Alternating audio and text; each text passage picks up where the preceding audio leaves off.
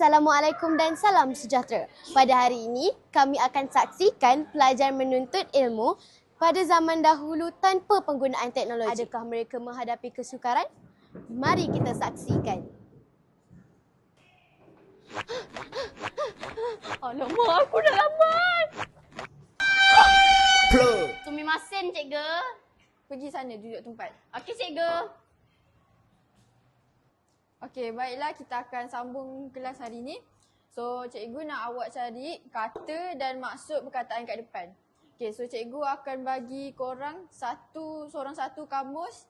Lepas tu korang kena cari maksud perkataan ni. Cikgu bagi kamus ni kat korang. Korang kena cari maksud perkataan dalam 20 minit saja.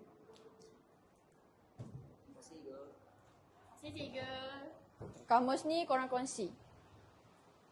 Baiklah, dah boleh mula mencari maksud perkataan ni sekarang. Please don't make me think of it like you can't think of deep.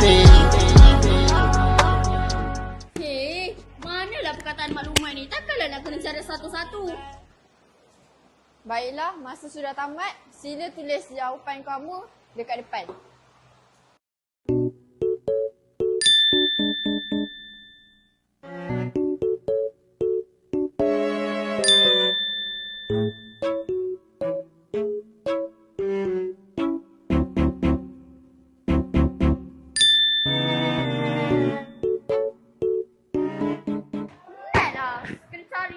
Cari.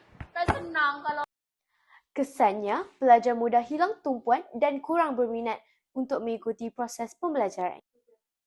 Oleh itu, mari kita lihat bagaimana penggunaan teknologi menjadikan pembelajaran lebih mudah dan berkesan.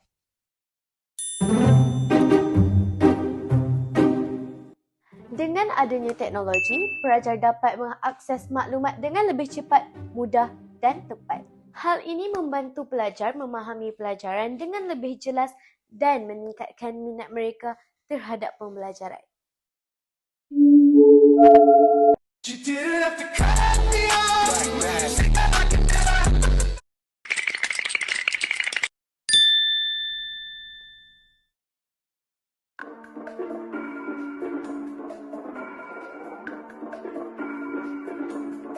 Dengan penggunaan teknologi yang betul, pelajar bukan sahaja memperoleh ilmu dengan lebih mudah, malah mampu menjadi lebih kreatif dan berdaya saing.